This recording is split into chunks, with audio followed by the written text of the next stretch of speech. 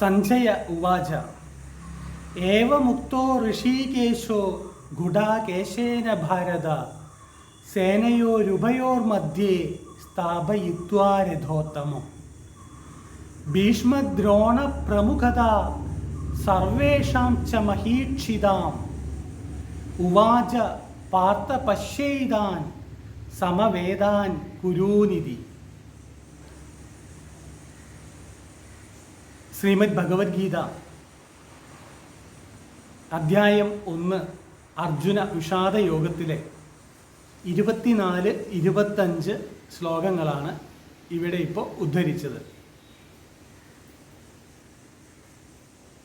അർജുനൻ തൻ്റെ തേരാളിയായ ഭഗവാനോട് പറഞ്ഞു,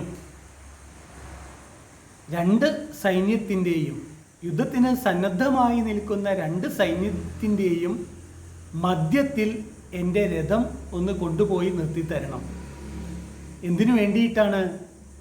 എനിക്ക് എന്നോട് യുദ്ധം ചെയ്യുന്നവരെയും അതേപോലെ എനിക്ക് യുദ്ധം ചെയ്യുന്നവരെയും ഒന്ന് നേരിട്ട് വിശദമായി കാണാൻ വേണ്ടിയിട്ടാണെന്ന്. അപ്പോൾ യുദ്ധമുഖത്ത് എന്താണ് നടക്കുന്നതെന്നുള്ളത് സഞ്ജയൻ ധൃതരാഷ്ട്രക്ക് പറഞ്ഞു കൊടുക്കുകയാണ്. അപ്പോൾ ഈ രണ്ട് ശ്ലോകങ്ങൾ, ഈ 24-25 ശ്ലോകങ്ങൾ സഞ്ജയൻ്റെ വാക്കുകളാണ് ധൃതരാഷ്ട്രരോട്.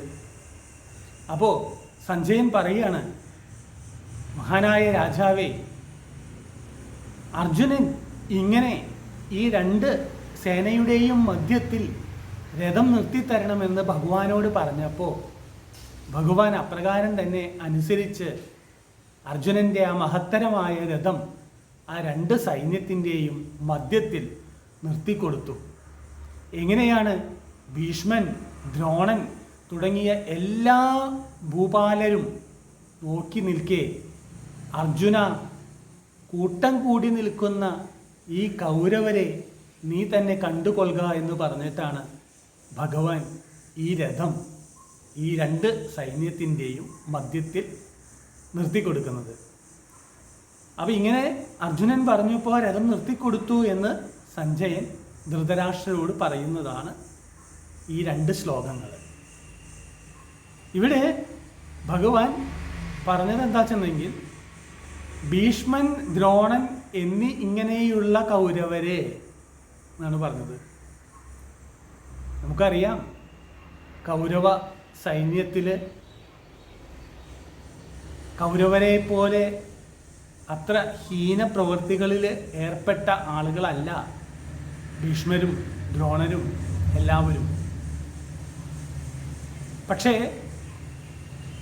ഇപ്പോൾ ഭഗവാൻ കൃഷ്ണൻ തന്നെ പറഞ്ഞിരിക്കുന്നത്, ഭീഷ്മൻ, ദ്രോണൻ മുതലായ കൗരവരെ നീ കണ്ടുകൊള്ളുക. നമ്മൾ എത്ര മഹത് വ്യക്തികളായാലും എത്ര പുണ്യാത്മാക്കളായാലും ഓരോന്നിനും ഓരോ സ്ഥാനമുണ്ട്, ഓരോരുത്തർക്കും ഓരോ സ്ഥാനമുണ്ട്.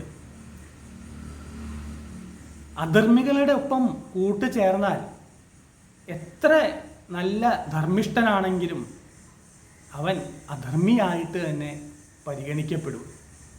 കാരണം ഈശ്വരൻ ഓരോ വ്യക്തികൾക്കും ബുദ്ധി കൊടുത്തിരിക്കുന്നത്, ജ്ഞാനം കൊടുത്തിരിക്കുന്നത്, നല്ലതേത് ചീത്തയേത് എന്ന് തിരിച്ചറിഞ്ഞുകൊണ്ട് ചീത്തയെ മാറ്റി നിർത്തി നല്ലതിലേക്ക് സഞ്ചരിക്കുന്നതിന് വേണ്ടിയാണ് ജ്ഞാനം കൊടുത്തിരിക്കുന്നത്. എവിടേക്കാണോ അജ്ഞാനത്തിൻ്റെ തിമിരം ബാധിക്കുന്നത് അവിടെയെല്ലാം ആ അജ്ഞാന തിമിരത്തെ ഇല്ലായ്മ ചെയ്ത് ജ്ഞാനപ്രകാശം ലഭ്യമാക്കുക എന്നുള്ളതാണ് ജ്ഞാനത്തിൻ്റെ അല്ലെങ്കിൽ അറിവിൻ്റെ യഥാർത്ഥ ഉദ്ദേശം. അപ്പം ഇങ്ങനെയുള്ള അറിവുകൾ ഉണ്ടായിരുന്നിട്ട് കൂടി ഈ അധർമ്മികളായ കൗരവ പക്ഷത്ത് ചേർന്ന് ധർമ്മിഷ്ഠരായ പാണ്ഡവർക്കെതിരെ, സാക്ഷാൽ ഭഗവാന് തന്നെ എതിരെ യുദ്ധം ചെയ്യാൻ നിൽക്കുന്ന ദ്രോണരെയും ഭീഷ്മരെയും ഭഗവാൻ സംബോധന ചെയ്യുന്നത്, ഇവരുൾപ്പെട്ട ഈ കൗരവരെ കണ്ടുകൊള്ളുക അർജുന എന്ന് പറഞ്ഞിട്ടാണ്. അപ്പോൾ അവരുടെ എല്ലാ സ്ഥാനമാനങ്ങളും ആ ഒരു നിമിഷം ഇല്ലാതാവുകയാണ്. കാരണം സാക്ഷാൽ ഭഗവാന് എതിരായി തന്നെ യുദ്ധം ചെയ്യാൻ വേണ്ടി അവർ അധർമ്മപക്ഷത്ത് നിലയുറപ്പിച്ചിരിക്കുകയാണ്. ഇവിടെ നമ്മൾ ഓരോരുത്തരും നമ്മുടെ ജീവിത സാഹചര്യങ്ങളിൽ എന്തിനെയൊക്കെ സ്വീകരിക്കണം, എന്തിനെ തള്ളണമെന്ന് ഭഗവാൻ വ്യക്തമായി നമുക്ക് മനസ്സിലാവുന്നതിന് വേണ്ടിയാണ് അത്തരമൊരു സംബോധന ഇവിടെ ഭീഷ്മരെയും ദ്രോണരെയും ചെയ്തിരിക്കുന്നത്. ഇത് മനസ്സിലാക്കിക്കൊണ്ട് ഇവരോടുകൂടി ഒക്കെയാണ് നീ യുദ്ധം ചെയ്യേണ്ടത്. നിന്റെ കർമ്മകാണ്ഡത്തിൽ നിനക്കെതിരായി നിൽക്കുന്നവർ നീ എത്രയധികം ബഹുമാനിക്കുന്ന ഭീഷ്മരാണ്, അതേപോലെ നിന്റെ അത്രയും പ്രിയപ്പെട്ട ദ്രോണാചാര്യരാണ്. പക്ഷേ ഇതെല്ലാം കണ്ട് നീ നിന്റെ ചിന്തകളിൽ നിന്ന് വ്യതിചരിക്കരുത്. കാരണം നീ ഇവിടെ ധർമ്മപക്ഷത്ത് യുദ്ധം ചെയ്യാൻ വന്നതാണ്. നിനക്ക് പ്രലോഭനങ്ങളായി നിന്റെ എതിർ സൈന്യത്തിൽ ഈ പറയുന്ന നിനക്ക് പ്രിയപ്പെട്ടവരെല്ലാം ഉണ്ട്. പക്ഷേ നീ അതൊന്നും ഒരു കാര്യമായിട്ട് ഇവിടെ എടുക്കരുത്. നിന്റെ ഡ്യൂട്ടി അല്ലെങ്കിൽ നിന്റെ കർമ്മം എന്ന് പറയുന്നത് ഇവിടെ അധർമ്മത്തിനെതിരെ യുദ്ധം ചെയ്യലാണ്. അതുകൊണ്ട് തന്നെ ഈ അധർമ്മപക്ഷത്ത് നിൽക്കുന്ന ഭീഷ്മരെയും ദ്രോണരെയും ഒന്നും കണ്ട് നീ നിന്റെ കർമ്മത്തിൽ നിന്ന് വ്യതിചലിക്കരുത് അർജുന എന്ന് അർജുനന് ഉള്ള ഒരു ആജ്ഞ കൂടി ഭഗവാൻ ഇവിടെ കൊടുക്കുകയാണ് ഈ ശ്ലോകത്തിൽ കൂടെ. അതേപോലെ തന്നെ എന്താണ് യുദ്ധമുഖത്ത് നടക്കുന്നത് എന്ന് കണ്ടുകൊണ്ടിരിക്കുകയാണ് ധൃതരാഷ്ട്രനും സഞ്ജയനും.